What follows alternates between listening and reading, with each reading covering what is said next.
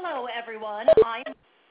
I'm Marcy Gademi, and I'd like to welcome you all this evening or late afternoon, wherever you are located, to our webinar this afternoon. I'm delighted that we're offering it free so that you can learn a little bit more about the Institute, which has quite a history.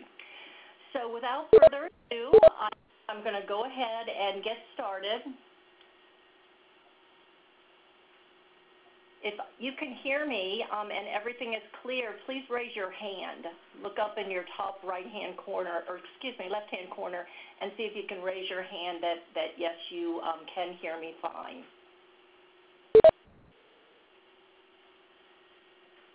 Okay, great. I think I have 100%. Oh, no, a few people don't have their hands up. Okay, remember you do need to call the 866 number and sign in for the best audio. Okay, I'm going to go ahead and get started. So again, this evening's program is the History of Gesell Institute of Child Development. So this is actually the building that we're located in, and we've been in the same building since we began in 1950, so it's very exciting that we have such a great history and stability of being in the same place. And of course, that's our beloved Dr. Gesell here at the Institute during that time period. So just a little bit of background about Dr. Gesell. He was born in 1880 in Wisconsin, and interestingly enough, his father was quite a famous photographer. And of course, we think that's part of the reason that Gesell was so interested in photographing children and also using cinematography. But he had his PhD before he came to Yale in 1911, and he came here to actually earn a medical degree. He wanted to study children. Actually, as the story goes, he wanted to study retarded children. I'm using air quotes because we don't use that term anymore about young children with needs. But that's what he said. He wanted to study retarded children, and he couldn't study that group until he studied normal children. And then, of course, he became so fascinated with normal child development that became his career. He really was the first to document the ages and stages of development before Piaget, before Vygotsky, before Erikson, many of our great and respected theorists that came after Gesell. But again, he was the very first. And at the time, it was such a revolutionary technology to be able to use cinematography to record these stages of children that, again, you have to kind of put yourself back in 1911 and what was going on then. We often say that with all we know today about brain research and using MRIs, that Dr. Gesell would just be in seventh heaven to be able to really, look physiologically at how the brain grows instead of just observing outward actions and behaviors. So this actually is the dome, as we call it, that Dr. Gesell designed so that he could do his photography. You see over on the left-hand side, the man is with a camera. And this principle of this dome works just like your bedroom when you don't close the blinds at night. In other words, when it was lit up inside and dark on the outside, people could see in perfectly to observe the children and document what they were doing. The dome was actually made of a very fine mesh material, and it predates, of course, the two-way mirrors. So Dr. Gesell was known as both the father of child development and the father of school psychology because he was the very first school psychologist, and that was here in Connecticut. But he studied well over 10,000 children. And he actually started the Yale Child Study Center, but back then they actually called it the Juvenile Psycho Center. I'm certainly glad they changed their name through the years. And of course, the Yale Child Study Center is just extremely famous now for the type of research. In fact, I should say at this point, that when Dr. Gesell left Yale in 1948, the institute, and the institute was established in 1950, the difference between Yale Child Study Center and Gesell Institute of Child Development is that the institute then was studying normal children, and the Yale Child Study Center focused on children with needs. In fact, right now we have the world's greatest professor on autism, Dr. Fred Volkmar, at the Yale Child Study Center. Fred is on our board of, our advisory council. But there's Dr. Gesell. We think these are with children from the nursery school, and I'll talk about that in a few minutes. But the institute actually was started by 3 women. On your left-hand side, you have Dr. Frances Ilge, and on your right-hand side, you have Louise Bates Ames. Dr. Ilge was a medical doctor, and Dr. Ames was a PhD in child development. And Dr. Janet Leonard also was one of the 3 women, and she headed up the nursery school. I have a slide of her in just a minute so you can see. But the money was actually Dr. Ilge's money. She had had a huge inheritance, and she very graciously and generously, started the Institute and purchased first this building, which is 310 Prospect Street, and then next door is 314 Prospect, and that's where the nursery school. But as the story goes, Louise Bates Ames and Frances Ilge and Janet Leonard, they were all employed by Yale, and when Gesell was actually forced to retire because of his age, he was 68 at the time, and Yale had a mandatory retirement policy at 68, the 3 women decided that they wanted to work with Dr. Gesell. They didn't want to work at Yale anymore. They wanted to further and continue the work and research of Dr. Gesell, and they actually had to beg him to use his name for Gesell Institute because Dr. Gesell was a very modest and humble person, but he finally did agree to let the Institute be named after him. It's amazing to me that when the Institute first started, it really was more, besides a heavily research organization, but it also was a clinic with optometry, medical doctors, pediatricians, of course, psychologists, developmental behavior specialists, and a speech department. And as I said before, next door was the nursery school, and people came from all over the world to visit the nursery school. And then you can see that Dr. Gesell died in 1961. So he was really only with the Institute for 11 years, and his last couple years he was of poor health, Parkinson's disease. So here's our picture of Janet Leonard over on the left, and Richard Appel was head of the optometry department at the time.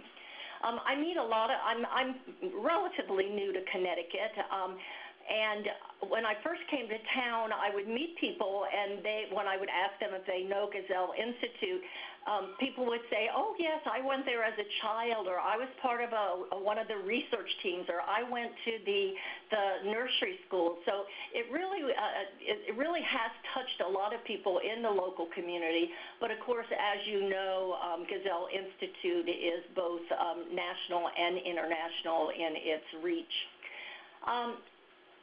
As I prepared this slideshow, of course, there were different time periods that you could, label for the Institute. And I call these the good years, the 1950s to the 1980s, because the Institute really was prospering. It had over 30-some doctors here at the Institute seeing patients. Again, it was just cutting edge. But then, as what happens in a lot of places, let me finish saying about the good years. So during this time period, approximately 22% of all kindergarten children received the Gesell Developmental Observation Assessment. I think that is just amazing of how widespread the use of our assessment was and how popular a developmental assessment was at that time. We also had syndicated newspaper columns. We were on Phil Donahue show. So, some of the older folk online today might remember Phil Donahue, but that was one of the very popular talk shows. Also, during the 60s, and I remember this as a child, when we would go to the theater, movie theater on Saturday afternoon, they would show little short films of what's in the news and what's going on. And Dr. Gesell's work was actually featured in those little short films. Now, I don't remember Dr. Gesell, but I absolutely remember the little shorts that used to play before the main feature. Dr. Benjamin Spock was actually a student here at Yale and babysat the Gesell children. So that's amazing. Dr. Gesell had two children. He had a boy, Gerhard, who actually was famous of his own work. Gerhard Gesell was one of the Watergate judges. And then Dr. Margaret Mead was also very friendly with the Institute. In fact, the Institute really looked at a more holistic and multidisciplinary look at the child. And the fact that we had an anthropologist on our board, as well as medical doctors and other professions, shows, again, the multidisciplinary belief that Dr. Gesell had as far as child development and what needs to go into child development. But interestingly enough, during these years, the Gesell Institute was the go-to place for, quotes in the newspaper, expert opinion. Somewhere in the 80s, NAEYC took over that role. But before NAEYC was as prominent as it is right now, Gesell Institute was really the place.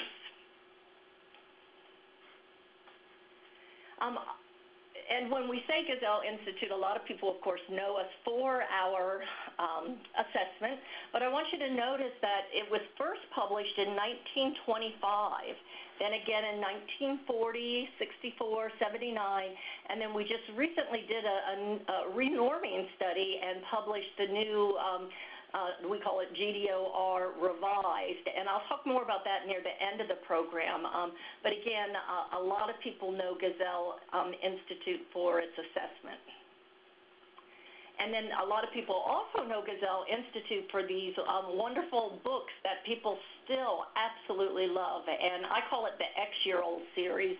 There's 10 books altogether, your 1-year-old, your 2-year-old, et cetera, and then your 9-year-old is the last book that's devoted to a single age, and then the very last book is your 10 to 14-year-old. But again, especially when I'm at a booth or giving a talk to people, they tell me that they love these books, still buy them, still pass them out to parents, still pass them out at the child care or nursery schools or preschools. So here's our next slide, which, as I said before, now starts the hard years. And, Dr. Ilge died rather young. Dr.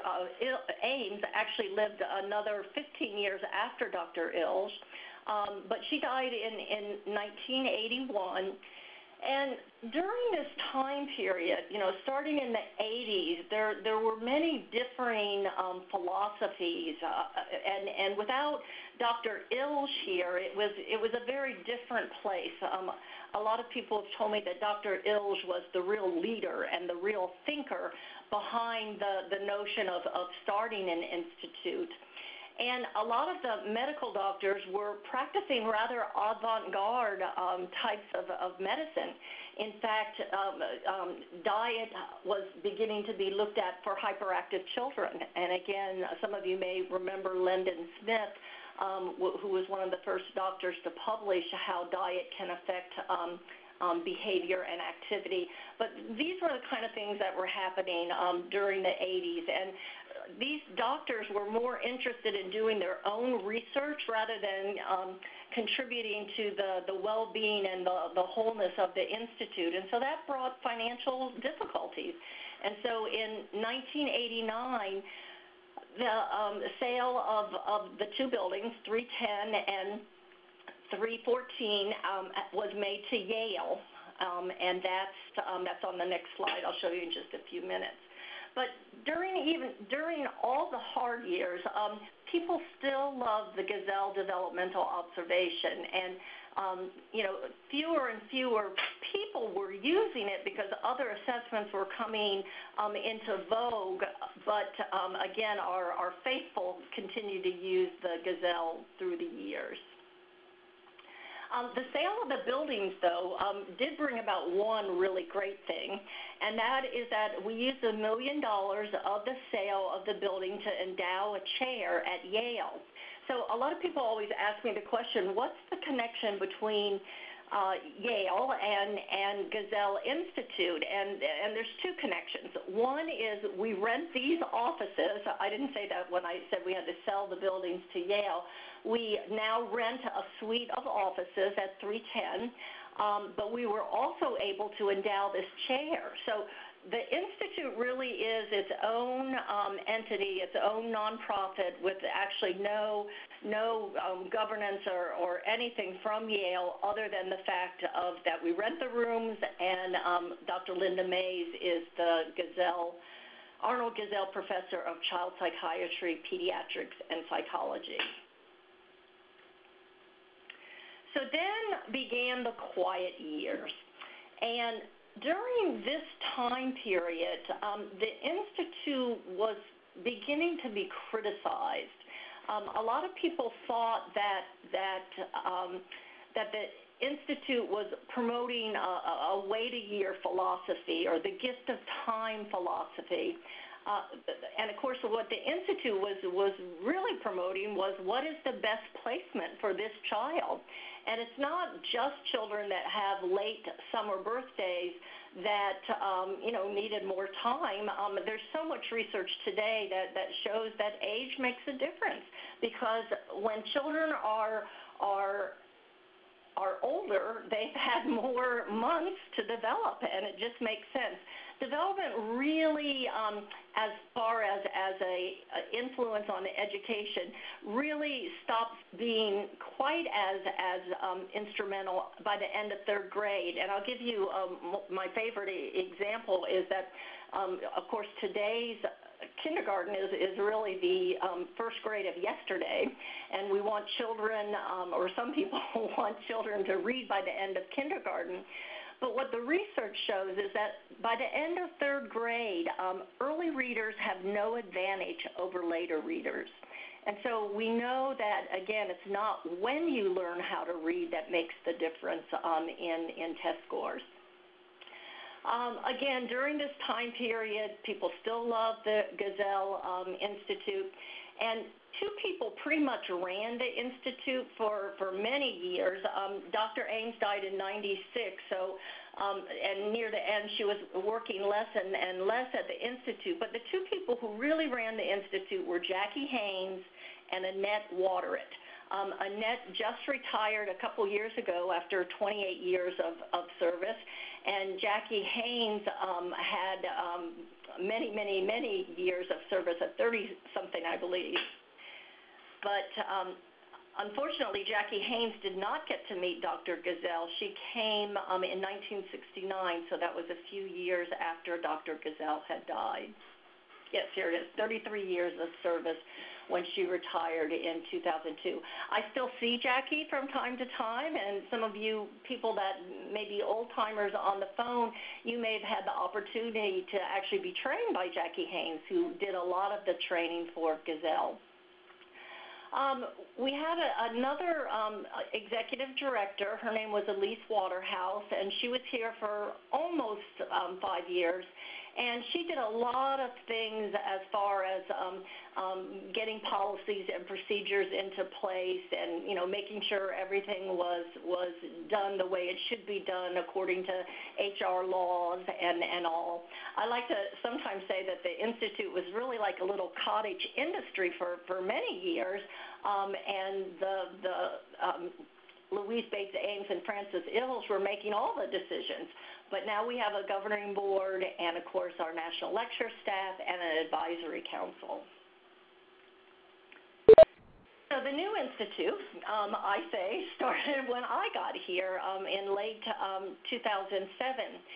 And I knew even during the interview when I came to the Institute that the thing that was going to save the Institute was renorming the assessment. That, it was only a matter of time before the Institute would have just faded away to whatever, and our loyal users would have faded away, and we would have lost, who we are. In fact, so frequently today, especially when I go to conventions, I get three reactions to Gesell Institute. One is, thank you. We're so glad you're still here, and we love your instrument, and again, we're just so happy that Gesell's influence is still a major factor in their schools. The second reaction I get is, oh, I didn't know Gesell Institute existed anymore. I thought that they died, that they just no longer existed. And then the third group, which really is the most troubling group, is they've never heard of us. Now, when I did my undergraduate work, we always talked about Gesell's ages and stages of development. When I taught at the university, we would always have a chapter on Gesell and talk about his theory and his research and how important his work was.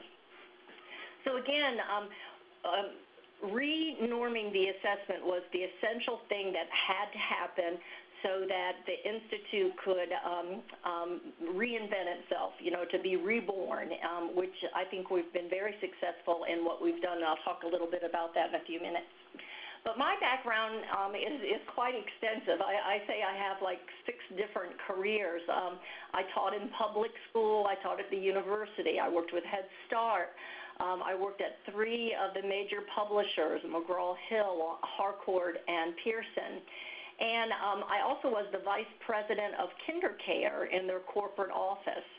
So if you added all that up, I'm still only 39 years old. But actually, I've been in this field now for 40. So anyway, so this is what we did, from 2008 until now. We did do the national standardization.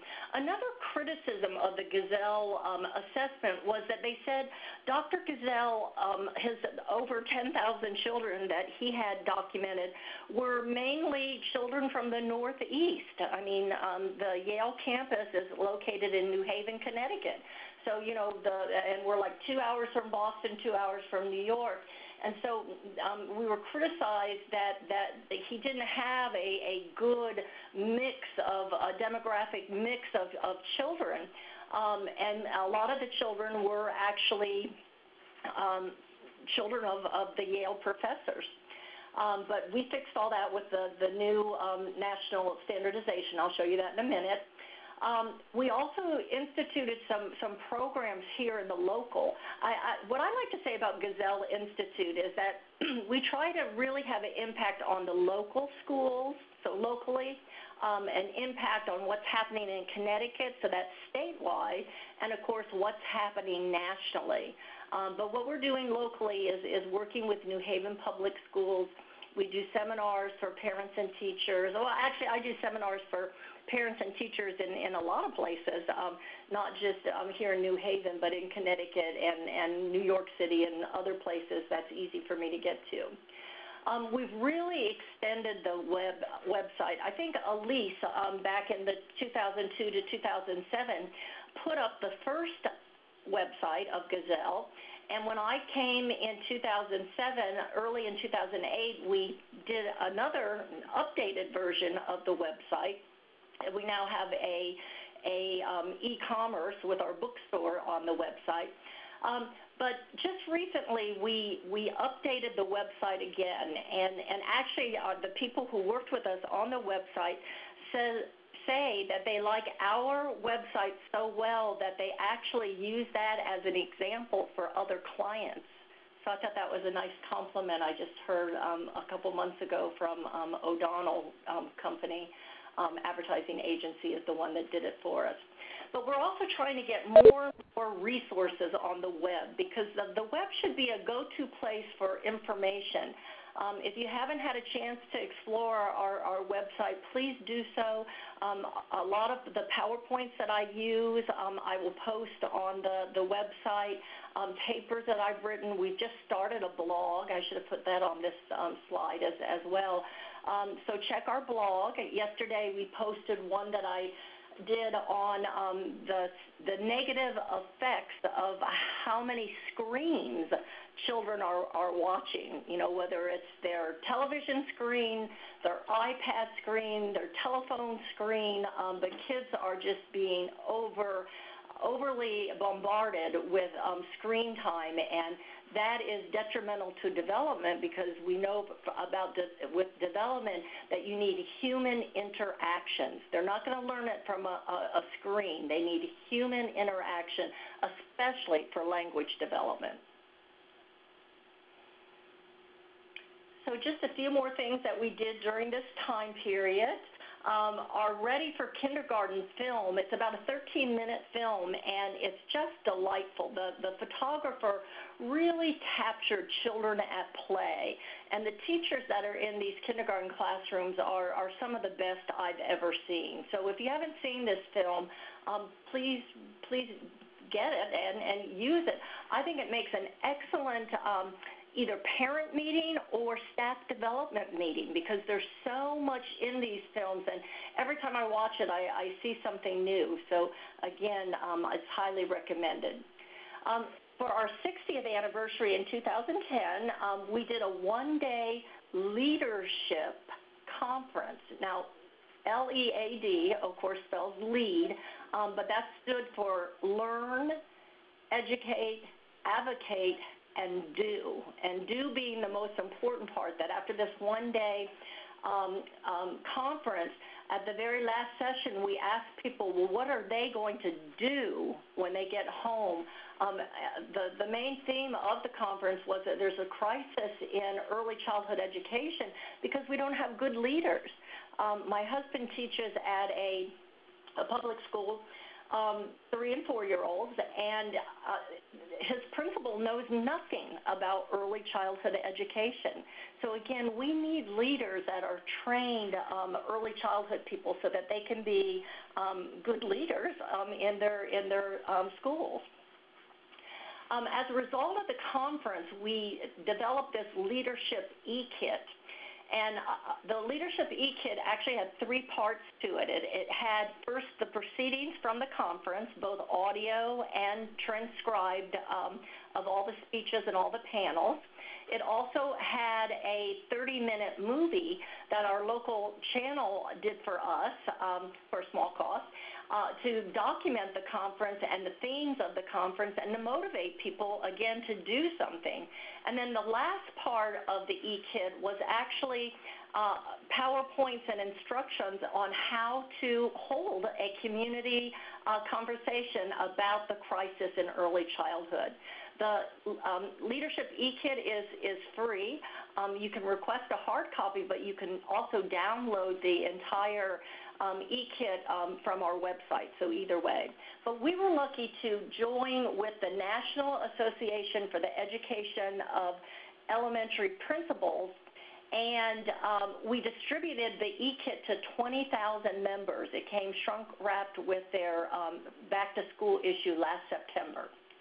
We've also worked on building a relationship with the Department of Education. At first, I met Jacqueline Jones, and then just recently, Jacqueline has moved on to another position, and the new, I call her, to abbreviate her title because it's so long, the Undersecretary of Education for Early Childhood. So she works with Arnie Duncan, is Libby Doggett. And Libby and I knew each other back when I lived in Texas, so I'm feeling very good with my relationship with the Department of Education in Washington. And then we've reached out to other organizations, the Alliance for Childhood, Defending the Early Years, ACEI, Association of Education International, and several other organizations. But again, all of us working together is what's going to make the difference. We've had an increase in international sales. I've actually published and traveled in China several times to get people interested in child development. I just had a request about 3 weeks ago from someone in China, a publisher in China, that wants to translate one of our older books that actually was written originally before the Institute even started, but again, still great information in those books. Our advisory council, I've tried to make more national than what it had been before. When I came, the advisory council were more local people, and again, since we are state and national, we need to have a good representation from across the country. And then just about, 3 months ago, we hired a national sales manager. That's the first time we've ever had someone like that, but he's helping me promote the mission and also helping me get to those people that never heard Gesell Institute of Child Development before. And he's not an early childhood person, I should tell you. His name is Don Karnecki. And Don is learning early childhood, and this is so great because the more he hears, the more he believes that early childhood, as we all know, is the most important time in the life of the child. We also developed a new mission. If you will, we streamlined the old mission and really got to the point of what is it that we do at Gesell Institute. And so this is our mission, to promote the principles of child development for all decision-making about young children. Again, I'm just floored by the lack of information about child development by, as I mentioned before, my husband's principal. People who make decisions about young children absolutely need to know principles of child development. So actually, what I say about the Institute is that we really have we're twofold in what we do. One is we really focus on advocacy, and we really focus on professional development, and that is along with our assessment because the Gesell Developmental Observation has a required 3-day training session that goes with it. So both selling the assessment and professional development and advocacy. And then my personal mission is to promote the legacy and the renewed relevancy of Dr. Gesell's work. Again, people need to know that that's where it all started as far as this interest in very young children and understanding how they go through the ages and stages of development. And I'd like to see the Institute be the thought leader that it was at one time. So here's a nice little photograph of me and Jacqueline Jones, and Linda Calarco is no longer the board president, but that photograph was actually taken during our 60th anniversary, the LEAD conference.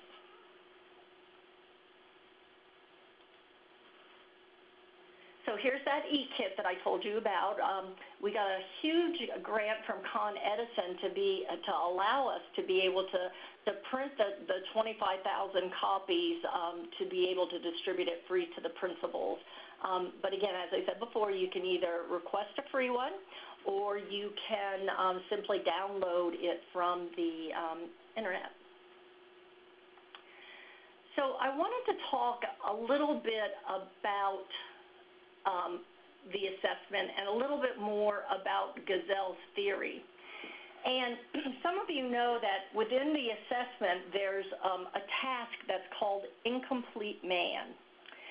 And what I'm showing you right now is actually 2 children who have the exact same birth date, but you can see the difference in the development. They're both 4-year-olds. And they're both born the exact same day. But notice the child on the left, how more smooth the strokes are, how more controlled the strokes are, and how more symmetrical the person is. Now, what we're going for in Incomplete Man, they get one leg and one arm. Let me see if I can use my marker here and show you. They get this arm, they get this leg, they get the body, they get the head with only the nose. So there's just one little line down there. That's the nose. Let me erase that. So, okay, good. So, and then they get half the hair and one ear. So what we're looking for in this assessment is both, understanding of body awareness, but also symmetry. And so again, we notice how this line, oops, there we go. This line is more closely symmetrical than this one, where you see this one's way higher and this one's way lower. This one also has, we call this the walking foot, because it looks like he's walking rather than, having a symmetrical leg on that side. But also notice the wildness in how the child completed the head, and again, the control here.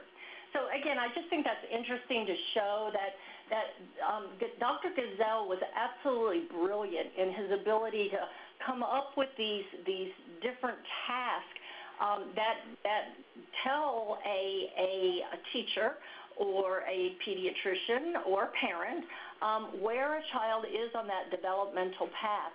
And Dr. Gesell was the first to coin the term developmental age. So I'm just guessing, without knowing the exact birth date, that, well, actually I can say this for a fact. This child would have a lower DA, a lower developmental age. Anyways, I can't write with this little thing, sorry. And then the one over here on the left would have a higher developmental age. And again, I'm talking like probably 6 months different, not a huge difference, but it does make a difference then when they're in a classroom and expected to do certain things. So the last slide was to show developmental age. This slide shows a really important aspect of Gesell's research. What he found was that children actually alternate between disequilibrium and equilibrium.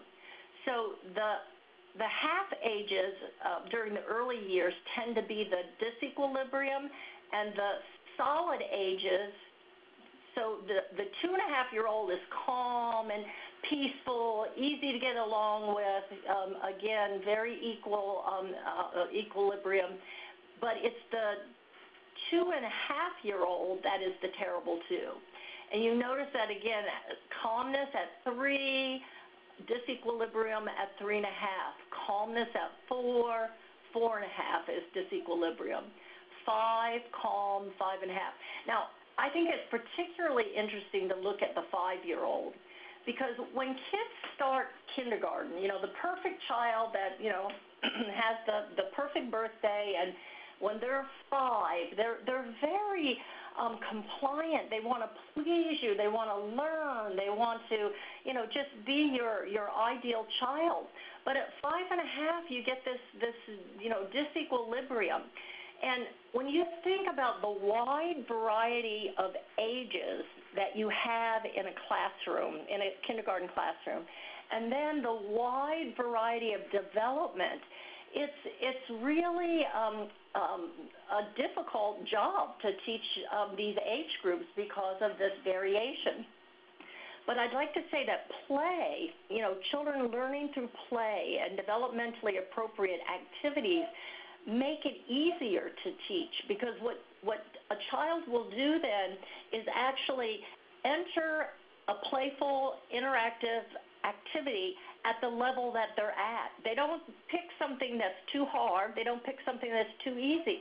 They pick something that's just challenging enough. And again, your medium of play gives you that opportunity to really, this is a play on words, but to level the playing field in a kindergarten, a 4-year-old or a 3-year-old classroom.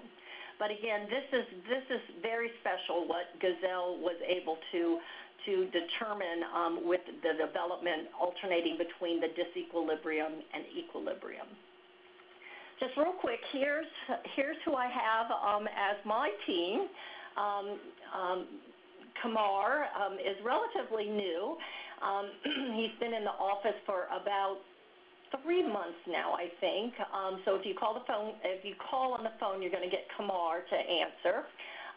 Gita Silva is a project consultant, so she does not report to this office. She just does projects for me. Don Korecki, as I said before, is the National Sales Manager. Aaron Akers is our National Lecture Staff Director. And then I have 10 National Lecture Staff. I have a Board of Directors. Currently, we have about 8 people on our Board of Directors.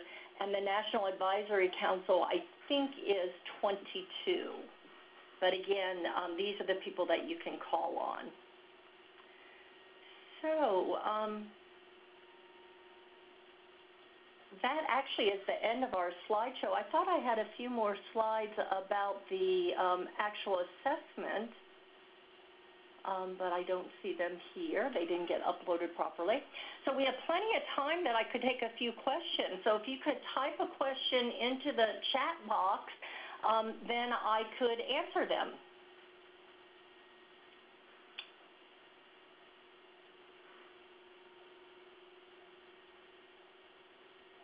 So I hope this has been an enjoyable session, to talk about the history of Gesell Institute. I feel like we have a great legacy, a great, if you will, founder who gave us the basis of who we are, and we're continuing to spread the message that child development is just very, very important as you make decisions about young children. I don't see anybody typing in any questions. So let me just tell you a little bit about what I was going to tell you about the assessment. I was very, very pleased with the renorming of the assessment. I was very, very pleased that we were able to have a true demographic sample. So we had close to 1,300 children from 23 states. About 55% were private schools, and about 45% were public schools. The boy-girl and the ethnic mix were great. So again, no criticisms could be talked about as far as the sample of our renorming. The punchline is that what I found in analyzing the data was that children really haven't changed since it was first published in 1925. Children are still hitting those major developmental milestones at about the same time. What I just thought of is the handout that I sent you, I think, had the extra slides in there. So you'll be able to read a little bit more about those, what we did with the renorming, and also my examples of what developmental milestones children can do at what time. So anyways, I do have a question here. Well, that's the great question. It says, we noticed that there was no 6-year-old on the developmental spiral. Let me go back to that slide. And the reason for that is this stage that starts at about 5 and a half, it takes the child to almost 6 and a half to get to this next stage.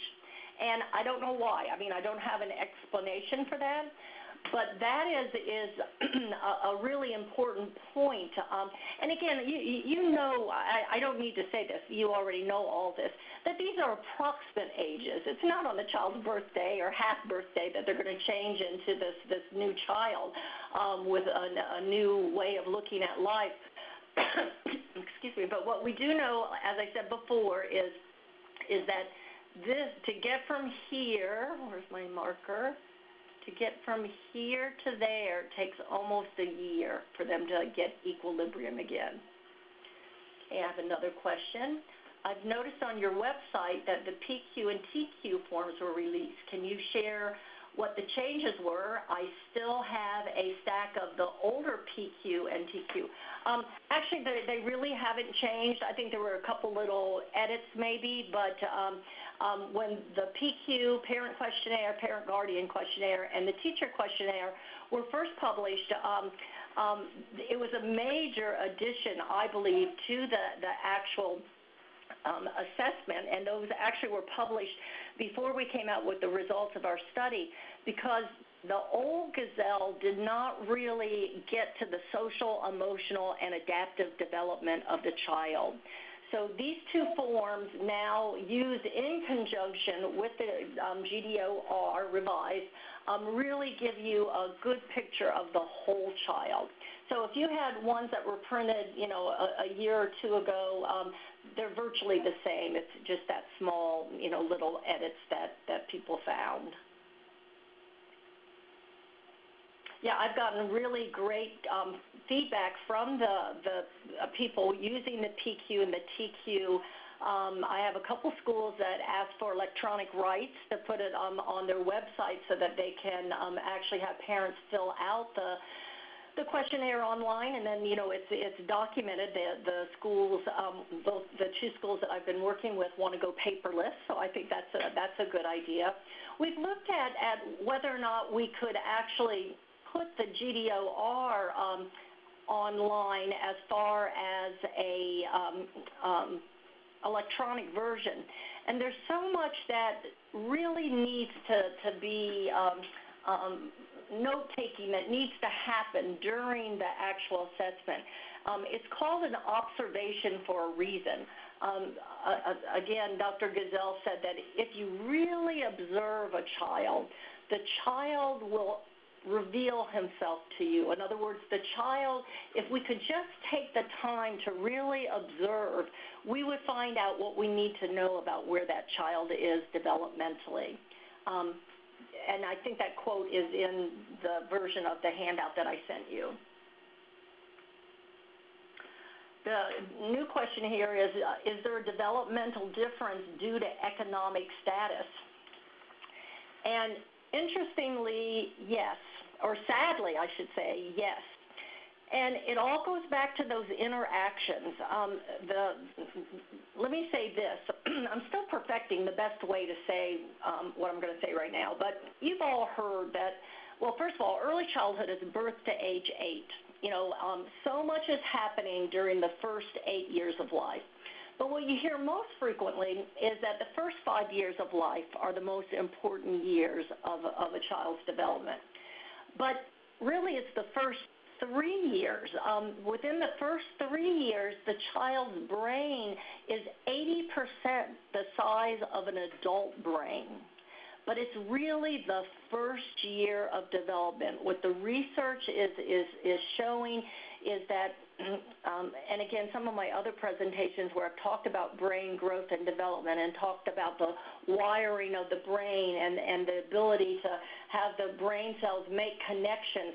So much is happening during the first year of life. Language, hearing things, interacting with a caring caregiver, that these early years are just really, really important. And unfortunately, economic situations make it such that they don't get as many interactions. I'm sure all of you have heard, and I hope I say it correctly, but a child from a low-income home, a lower socioeconomic status, brings to school 5,000 words, and the child from the middle to middle upper class brings to school 35,000 words. So again, just the difference in vocabulary, and all of that's going to make a difference in how they learn to read. I just read an article just recently that I thought was extremely interesting, is that when they did MRIs of non-readers in first grade, what they actually found were less connections, less connections, and all of that makes total sense when you think about reading is really dependent on experiences. And I use this as an example. You know, a child who learns to sound out a word like Eskimo, you can sound that out if you know all your sound symbol relationships. But if you've never read a book or heard the word Eskimo or saw it in a movie or, again, somebody mentioning Eskimo, that word has absolutely no meaning to you.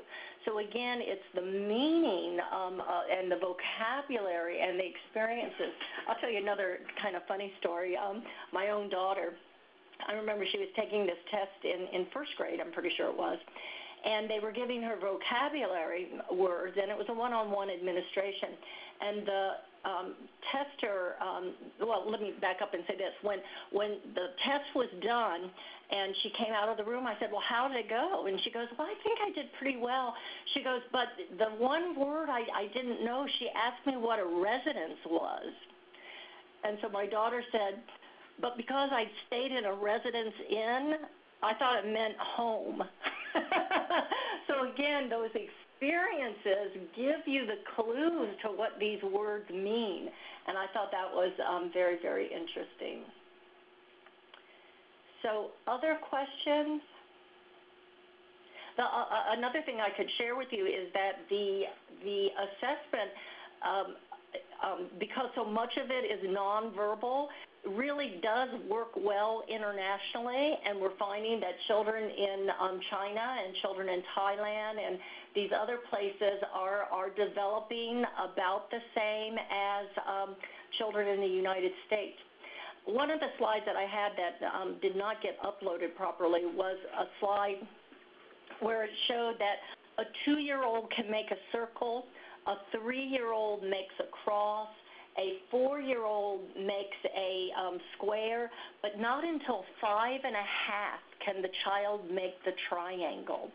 And when you think about how important oblique lines are in the alphabet and learning to read, that's a very important milestone. But again, it was Dr. Gesell that studied this and saw that, you know, again, they're not going to make the cross until they can make a circle. They're not going to make a square until they can make the cross. That you can't skip these stages. They go in a sequenced, developmental way, and you can't teach them. And again, I know some of you probably have tried to teach children how to make triangles, and until they're developmentally ready, they just can't do it. It's really amazing. So here's another question. Let me read it. It says, as a preschool director, I feel alone and isolated trying to foster learning through play and exploration. I feel my school would benefit from a partnership with an institute that studies child development and the latest research, and then any suggestions.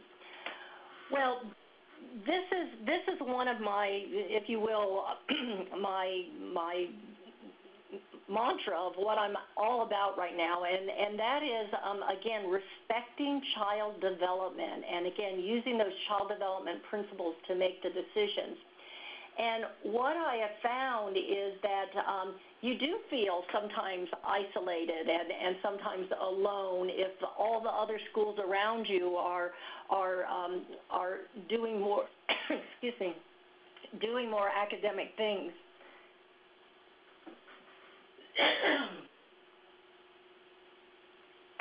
Excuse me, I got a dry spot.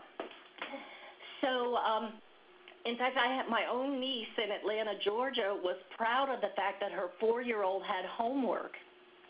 I thought to myself, oh my goodness, you know, that is not what the child needs, practicing pencil paper things at home at night and calling it homework. So the point I'm really trying to make is that we need to stand up for what is appropriate, what is developmentally appropriate. One of the resources that I use frequently is the paper from the Alliance for Childhood, which is called Crisis in the Kindergarten. And it is a good synopsis of all the research on why children need play and why and how children learn through play. In some ways, I've been saying this, I wish there was another word for play. because the word play is used in a variety of different situations. You play the piano, you play ball, you perform a play at the theater. And I've kind of settled in, and there's a few of us that are talking more about interactive, hands-on activities that children, playful activities that children do, rather than just lumping it all together and calling it play. I also talk in another presentation that I'll do as the third part of this series, is that the most important type of play is sociodramatic play. And again, there's plenty of research on the brain to show why that's important. But yeah, you can search out other schools. If you have a AEYC group in your area, they usually have like-minded people. Most states have a state AEYC, and then that stands for the Association of Education of Young Children. And by the way, Dr. Gesell was one of the founding members of NAEYC. Back then they called it something like the National Association of Nursery School Teachers. But of course it changed its name. I believe it started in 1932. I'm not real sure when they did the name change, but I love it that he was one of the founding members. Okay. Somebody said they didn't think they received the handout. I did an update because I wanted everybody to sign on early, and the handout was attached to that, but I can send it again. And then here's another question. I may have misunderstood the explanation earlier, but did I hear correctly that there is a parent questionnaire available? Yes, there is a parent questionnaire. We use the Gesell observation at our school, but it is the older version. We're looking to recertify and update, and I was interested in that questionnaire if there indeed was one. Yes, the questionnaire, as I said earlier, I believe is a huge improvement to the old GDO, when it was just called GDO and not GDOR, because again, getting at that social emotional development of the child is crucial. And it's so interesting to compare what the parent says and what the teacher says. And I also designed the teacher and parent questionnaire such that the questions that I ask, like for instance, is there water play in the classroom? How many minutes a day does your child watch television? The instruments in themselves tell you what a good classroom would look like and what a good home environment would look like. So I recommend that you can get, and I can send you, if you send me your email, well, I guess I have your email, I can send you a sample of what it looks like, but I highly recommend that you use it along with the GDO and that you get retrained too. I think I have time for one more question if anyone wants to write one. But otherwise, I love talking about child development. I love talking about Gesell Institute and the good things that we do to promote, the well-being and well-development of every child. It's such a shame that, well, let me just tell you this story. It's such a shame that every child doesn't have the opportunity for well-development.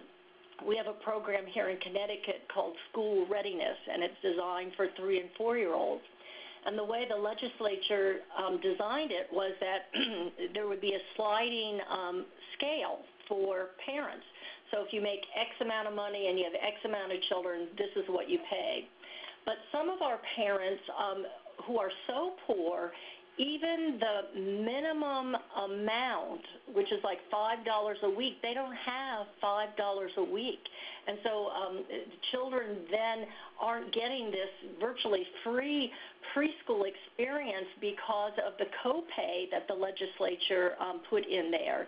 So again, every child, and those are the children we want to get most because again, we can help with vocabulary development and learning the social skills and the self-regulation that they're going to need to be successful in school. So actually my board president and I were talking about that earlier today, and that's going to be one of our missions here in Connecticut, is how can we ensure that the poorest of our parents can attend a school readiness program for no cost at all. So again, thank you for joining us this evening. You can email me questions if you think of a question after the fact. I'll make sure everyone gets the proper handout, which will be the slides that I wanted to show at the end to talk about the assessment. But again, thank you, and I hope you're joining us next week for our next webinar. Good night, everybody.